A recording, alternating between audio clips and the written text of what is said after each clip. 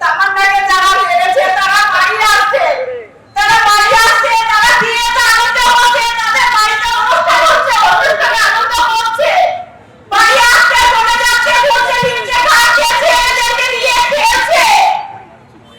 আর আমার তামান্নাটাকেই সরিয়ে দিয়েছে দুনিয়া থেকে। আজকে আমার গ্রাম থেকে আসছি, মনে হচ্ছে ওখানে আমার তামান্না শুয়ে আছে।